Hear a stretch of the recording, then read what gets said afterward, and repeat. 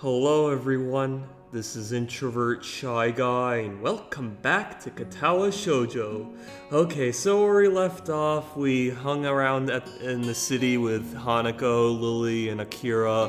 We went into this bar, we found out that Hanako was a gamer girl with how she loves to play like games and stuff, not just chess, but like pool and everything, so that kind of stuff. So she's really into games. We found out about this, and now Lily just went back to Scotland, and we tried to hang around and do some fun stuff, but unfortunately it didn't amount to anything. So on to the next day, and so yeah, we'll see what happens. Anyway, today's March the 18th, so let's get started, shall we? Truancy. What is that? I wonder what that is. But let's find out. Alrighty. I woke up, took my pills, had a nice shower, quickly slipped on my uniform, ate a tasty breakfast, grabbed my bag, and headed off all as per my usual daily routine. That wording was kind of weird, but It was only after arriving in class that the normality of the day was thrown off. After taking my seat, I watched my classmates trickle into the room over the next hour until every empty seat was eventually taken other than Hanako's. Oh shit, I really hope she's not having a bad day or anything. I can never get used to the idea that she just doesn't show up to class every now and again. It feels all the more worrying now as well, given that Lily's left and the music stopped, so that can't be good. As Mutal continues to drone on, I find my gaze flicking, I thought it said flickering, I'm sorry, every so often over to her seat, as if she might appear there any moment now. Nobody else seems to care at all about her absence, but they have little reason to. Hanako being absent from class, after all, is perfectly normal, or at least it was. Her attendance hasn't been all that bad from what I've seen in my time here, but it was apparently much more spotty beforehand. This is also an ominous time for her to be gone. It's the day before her birthday, and my suspicions are starting to rise after the breakdown she had in class when it was mentioned. As an increasing amount of my thoughts is taken up by how I can help her, but in the end I feel like I can't do anything. The bell heralding the beginning of lunchtime rings out, shaking me out of my thoughts. A collective sigh of relief can be heard from the class, though Mutao looks quite put off. Oh my god, I really feel bad for him. Anyway, he dislikes being interrupted in the middle of his exciting lectures after all. Oh, okay, I thought it was just him realizing his class was so unenthused of the subject that he was teaching, and he felt kind of disappointed, but it was just felt kind of inconvenience of the bell ringing, but that's what I thought. Just when I'm wondering what I should do on lunch break, given that Hanako and Lily aren't here, the solution presents itself. He's gonna go and try and check on her, right? During lunchtime, I guess. Oh, okay, it's just Misha. Afternoon, Hichan. Afternoon, Misha, Shizune. You both look as bright as ever. Shichan wants to know if you'd like to have lunch with us today. Sure, it'll be good to have some company. The cafeteria hums with activity, much like my old schools did. Yamaku's different though in how strangely civilized the lunchtime rush is. What one would expect to be an unruly mob chomping at the bit to get to the serving area is rather a neat and organized line. I was actually expecting him to go to check on Misha. I mean, not Misha. Yeah, Hanako, and see maybe if she wants to join in for lunch or something. But I don't know. Maybe he thought it's better just to leave her alone for a bit. I'm not sure. There's a small amount of jostling, and people's heads are often craning around to check on what's happening up ahead. But it's pretty subdued. This is due, no doubt, to the very serious rules regarding such matters in this school. The same strict discipline is observed when students move in the hallways or come to and from their dormitories in the school gate. While the reasons for it may be slightly off-putting, I've come to quite like the sense of order that's enforced in the school. I didn't really like being told by Shizune and Misha to get their lunches though. I feel a little used as I take a seat at the table where they're sitting, plunking their food down in front of them. Sweet bread and strawberry milk for Misha, a bowl of ramen and juice for Shizune. I heave a sigh of relief as I put it all down after the significant difficulty I had carrying it all in addition to my own lunch. Thank you. Misha claps her hands together before popping open the wrapper and digging into her bread ravenously. Shizune simply gives an appreciative nod before giving her steaming ramen a stir and blowing it a little to cool it down. I open my own lunch, another packet of sweet bread, and take a bite before washing it down with some juice. The bread is very sweet, so much so that I end up forcing myself to stomach it just to get the experience over with. What? Why? He doesn't like sweet bread? Oh, that's kinda, I don't know, but it's like, obviously sometimes I do enjoy eating something sweet and everything. If you want to know something, sometimes after class, before dinner, because I don't really have lunch. I don't really have breakfast, and lunch is like the University of Tampa lunches are not really that great. So I just tend to just go to a Starbucks and get coffee with some other necessities. Necessities? Why did I say that? I mean like food and stuff. I meant to sound like necessary items, but no, just like snacks and all that stuff. Like they're kind of sweet and everything, but and the coffee is sweet, and I have caramel coffee, so I don't know. Makes it sound like he doesn't like sweet stuff. I don't know. Either not liking sweet stuff for lunch, I'm not sure. I don't know, it's kind of strange though. Japanese breads tend to be really nice. I haven't had any, but I'm pretty sure, like, looking at the stuff, it looks nice. I'm sorry if I'm just rambling, but I just like to air my thoughts once in a while. Midway through, I decided to take a break from the difficult task and ask what's on my mind. So, I'm guessing you two had a reason to drag me down here. You two seem to always have an ulterior motive after all. Oh yeah, they always do.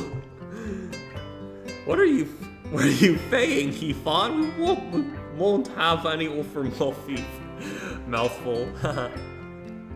Her mouth is full of sweet bread as she speaks. It's a pretty unpleasant sight.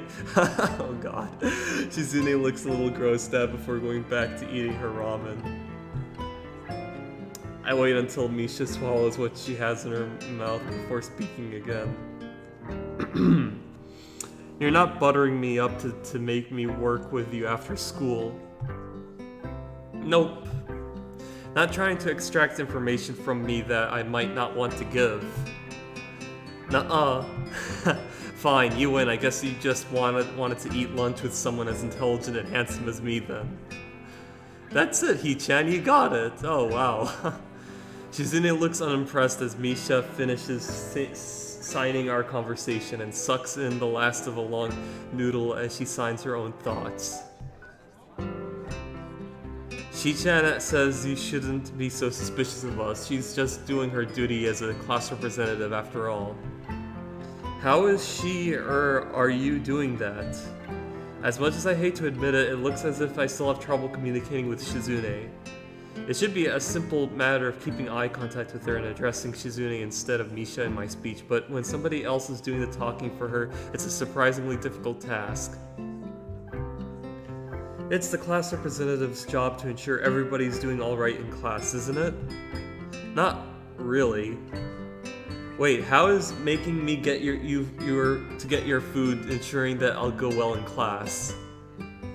Shizune huffs and adjusts her glasses disapprovingly. So this is the thanks we get for giving you companionship during lunchtime. That's a total dodge of the question. Wait, hang on. How did you know that Lily's away and Hanako is absent, and since those two are the only people you hang around with, you also made it kind of obvious to see. Ouch, I may well have done so, but she didn't need to rub it in. Maybe this is payback for before. " Right, well, thanks, I appreciate it, and that isn't sarcasm. The two nod and we get back to finishing our meals. It feels a little embarrassing to be accompanied just because they noticed I was lonely, but it isn't as if they're strangers either.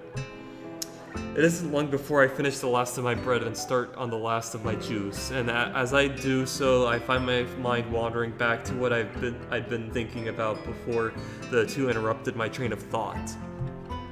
It feels like I'm the only one in the class that so much acknowledges Hanako not being there. It felt like this is the other times she skipped class, but now it's even more acutely annoying. Does nobody care if she's happy or not? Have they just written off any possibility of helping to make her better? Even Mutao doesn't try to keep her in class, and I'm still not wholly convinced by his reasoning. Hey, Hee-chan, is your juice past its expiry date? Expiry? You mean expiration? I never heard anyone say expiry. Maybe that's her quirky way of saying it, I don't know. What? You were pulling a weird face like this. As if it were needed, Misha mimics my own expression. Her exaggeration makes my grimace, though Shizune at least takes some amusement from it. I was just thinking about Hanako. Oh. Misha's interest is piqued, and so is Shizune's once my words are interpreted for her. I'm just worried about her being absent so often, especially now, though, what with her birthday coming around. The memories of that incident in class are still fresh in their minds. Their faces alone are telling that much. Do you know anything about Hanako? Anything that might help? Misha shrugs and looks to Shizune, who mulls on this for a while. The only people she's ever talked to for more than a sentence or two are you and Lily. Shizune may not be able to convey Lily's name in a derisive tone of speech, but I feel as if it comes through in her sign language. Excuse me. The effect is lost, however, after Misha's interpretation. There are a couple of things we know about Hanako as student council members, thanks to the records that passed through our hands, but we can't say anything about what's in them. Understandable. It sounds a lot like the nurse's patient confidentiality. I'm sorry if it was hard to say. Every time I find someone that knows something about Hanako's past, it turns up being a dead end. The only way I'll ever find out is by asking her. I don't know if she'll let me know such things, but if it's for her sake, I have to at least try. Don't worry about it, Hee-chan. It happens every year after all. That doesn't remove my sense of worry at all. I still feel a little at fault for what happened in class, but this feels like it goes further even without their confirmation of that fact. Misha notes my troubled expression, her own usually happy and reassuring face dropping. Everyone has problems they have to deal with right, Hee-chan? Everyone has problems they have to deal with, right, Hee-chan? I'm sorry if I thought I said it weirdly. Yeah, I just wish I could help Hanako more with hers. With that, the conversation trails off on a depressing note. Eventually, Misha manages to pick the mood back up through her usual bright and bubbly antics, but my mind remains focused on Hanako. I'll go check on her later. Okay, now he checks on her. I was wondering why he couldn't do that at lunchtime, but oh well. Maybe he's not allowed to, I don't know. But that's what I would have done. I make sure my door is locked after dropping off my school bag. And then, of course, you wouldn't hang out with Misha and Shizune, but then again, I mean, I don't know, this is Hanako's route, like, you know, we don't need Misha or Shizune, you know? I mean, no offense to those who love Misha and Shizune, but, you know. I mean, hell, in the Emmy arc, I think you only see Lily once, and then you never see her again. And then that's about it, you know? So I thought it'd be something like that, but they have more screen time in this than, you know, Lily did in the Emmy arc, but I'm just saying. I make sure my door is locked after dropping off my... Oh, I already said it, I'm sorry. The dorms are quiet. Mutao kept me occupied longer than I expected, discussing my studies after classes ended and pressing on me some worksheets to give to Hanako almost as an afterthought. Or then again, he probably might check on her and then there would be a little like discussion and How is he gonna be able to do that when he has class next? That would be a little problematic, right? I guess. I don't know. Absorbed in thought, I'm late in registering the shadow that appears in front of me. Looking up reveals the owner of said shadow. Oh, right, of course. Hey man, haven't seen you in a while. Yeah, I haven't seen you in a while either. Oh, hi. What's with that response? My absent-minded greeting visibly annoys him. I'd probably have had the same reaction. Sorry, just thinking about a lot of stuff. Thinking is a pretty poor excuse to not be aiding the war effort. And how goes the war?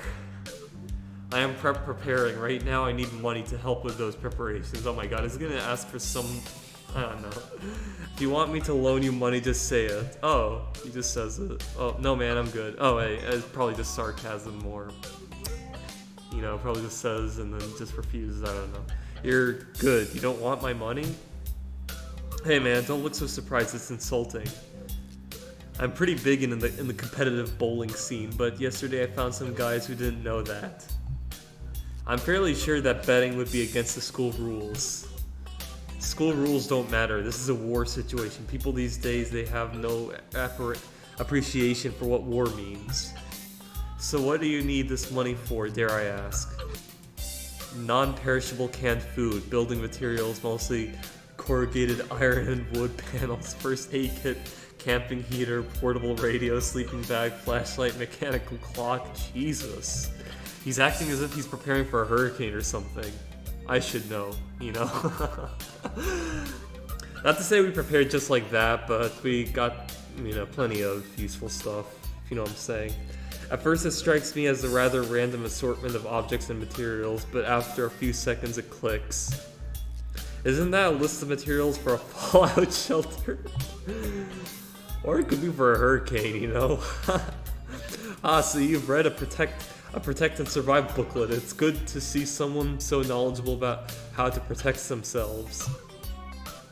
You don't seriously think it's a non-zero possibility? No, I'm pretty sure there's zero possibility of that ever happening. He slowly and dramatically raises an eyebrow. Well, as dramatically as one can raise an eyebrow. The chances, I don't know, 0.1 to the trillionth place. It's infinitesimal besides where... I don't know if I pronounced it right, I'm sorry. Besides, where can you build a fallout shelter anyway? Certainly not on campus. It's my summer holiday project while I'm at home. My dad said I can do it. Really? Yeah, he thought it'll improve my crafting skills and manual dexterity or something. Oh, that's good to know. I mean, obviously he's taking it to an obsessive degree, but then again, you know, it's not too bad to learn about survival and shit, you know. Especially if it was, you know, when the pandemic started and people were prepping up like shit and everything, you know, so... I don't know, just a little something. Knowing Kenji, his dad probably just thought it might keep him out of his hair for a while. I'm sorry to remind you guys of the dark, you know, 2020, like, anniversary or something, but, I just thought I'd just put that out there. Still, it does make me wonder what his parents are like. Maybe they're totally normal and Kenji's just an aberration. On the other hand, maybe this kind of paranoia and fearful survivalism runs in the family. Hey, want to help me build it? You look like the type to be handy with tools. If I had your help, we could make a really badass bunker instead of just a fallout shelter. I doubt that. Playing soccer before by accident gave me good footwork, but I've never really tried my hand at anything approaching real handiwork. I'm busy over the holidays anyway, I'm afraid. A shame. If the feminists ever get a hold of the launch codes, I fear that so few will be prepared. And your fallout shelter will protect you from a nuclear bomb explosion in the case that this does happen. Fallout shelter isn't meant to protect against a blast. That's what a blast shelter is for. I thought you knew better. My mistake. I mean, he's kind of right, you know. If you want to survive, a blast shelter has to be underground, you know. If you ever played... I played a little bit of Fallout 4... and obviously I didn't really enjoy it that much. These kinds of games are not really for me, you know, so, but when you go down the underground into a vault. So, yeah, something like that. My home's pretty far away from any major military sites, so the fallout following a nuclear exchange is a bigger concern than the blast itself. What this'll do is keep the dust and other particulates away from me, my food supply, and my sleeping area. It's gotta last me at least 14 days though. 14 days is a pretty long time. It is. I need 1 liter of water a day for drinking, 2 optimally so that I can wash as well. Toiletry is easy enough, just garbage bags in a bin placed outside the shelter area. Food means canned supplies, of course. Of course, and the radio is for outside communication? Right, so I can pick up government alerts or on what's going on outside. I need a mechanical clock rather than an electric one in case the electromagnetic pulse from a nuclear airburst fries it too. Jeez.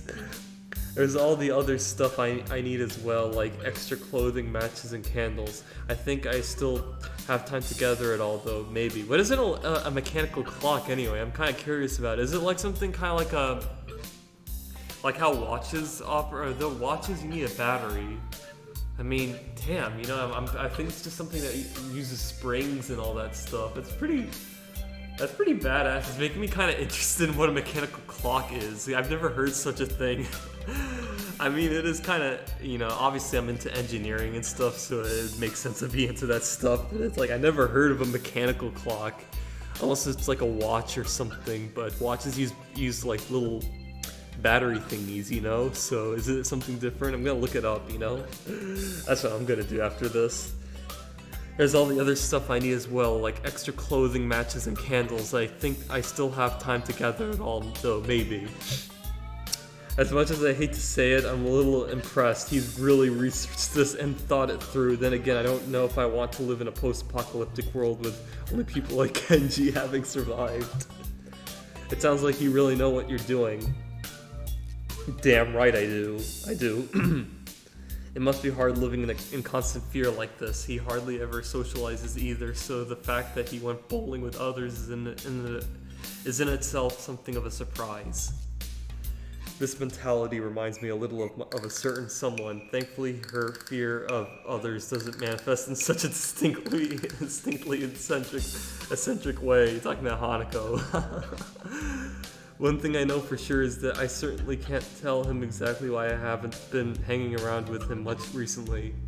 It is kind of strange how they're both him and Hanako are recluses and like antisocial, except he's not really the depressed type, while Hanako is, but yet he's very paranoid and like conspiratorial, and Hanako is, at least in the real world, but it's like very, like very depressed. It's kind of weird though, like the contrast between them. It's all about psychology, so it's like I have stuff to do. I'll think about making a fallout shelter or something though. Of course, I know his backstory, and Hanako, I'm getting there, but Hanako's more tragic than what he's been through, so it makes sense. Yeah, alright, that's cool. A man has to do what he's got to do after all. You should hang out with me sometime, by the way. You're a cool dude. Cool dudes should hang out together, right? I'm pretty sure if he finds out that I have a girlfriend, he'd probably not want anything to do with me. For some reason, that compliment actually feels kind of nice. The situation with Hanako being what it is, though, means that I probably won't be able to fulfill his request for now, at least. That'd be good. I'll talk to you later about it when I can. Cool, later, dude. Wow, that took longer than expected. But then again, it offered something interesting out of it, like after I'm done with this game, so I don't know. I'm pretty sure it was something to get out of, I would say. He retreats to his dormitory room. I had better go see Hanako.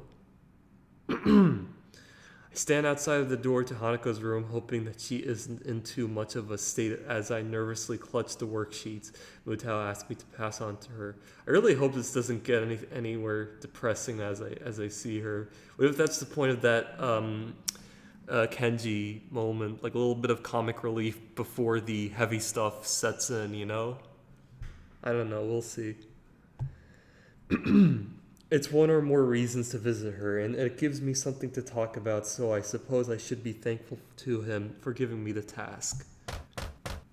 With a long breath to steady myself, I wrap my knuckles on the door in front of me. Silence. I listen intently for any sound of shuffling coming from inside, but I can't hear a thing. I knock on the door again slightly harder. Still no answer. How strange. Scratching my head, I make one last attempt at getting her to answer as they knock on the door one final time. Hanako, it's just me. Mutao said to give you some stuff. For a while, the attempt seems just as unsuccessful as the last. Just before I slip the sheets under her door, though, I hear the handle rattling. As the door opens halfway, I quickly try to see how Hanako is faring. It's a task made somewhat more difficult by her oversized gown hiding so much of her body. She doesn't look sick, or at least not immediately so. To be honest, I'd have preferred that to her expression right now. She looks terribly tired and appears to be barely acknowledging my presence. Hi Hanako, Mutao wanted me to give you these since you weren't in class today. I hold out the loose sheets which she tentatively takes in her hands. The way she moves is devoid of thought. Her posture is slumped in an unusual manner for someone that's so often tense and wound up. Even her eyes keep looking away from mine, doing their best to avoid eye contact. I move my head a little to try and get a better look, but she just ends up turning away. Are you okay? If you're feeling sick or anything, I could go get a nurse. It feels almost pitiful to put on such a routine. Get well soon act. I can't think of anything else I could possibly do for her though. She seems to collect herself a little at the notion, but only a little. Her head remains turned away, but her eyes move towards me. I'm fine. An awkward silence follows. As it lingers, I notice that the sleeves and the cuffs of her gown bear slightly damp stains. Her cheeks are a bit red too. Has she been crying? Oh, jeez. I see. I hesitate a little before coming out with the words I really came here to say. Would you like me to stay? I don't have anything urgent to do at the moment, so it wouldn't be any trouble. Her eyes slide away from me, and I lose any hope for an improvement of her mood. I wait for a response, but she doesn't say anything nor give any kind of gesture. She just stands there looking away from me. Hanako? She slowly shakes her head. Okay, good night then. Oh my god. With that, Hanako steps back and closes her door without a second word. More than a little worried, I retreat back to my room. Wandering up the hallway, I keep mulling over what happened. It felt like Hanako was only half there, as if I was interacting with a robot that was just doing what it was programmed to without any real thought. She was a husk of a person. This is frustrating. I had hoped that meeting Hanako would help the situation, but I feel like it's only made it harder to understand her. How am I supposed to try and help her when she quite literally shuts me out like that? I don't even bother to turn on the light, opting instead to simply change into my pajamas, quickly choke down my evening pills, and collapse onto my bed.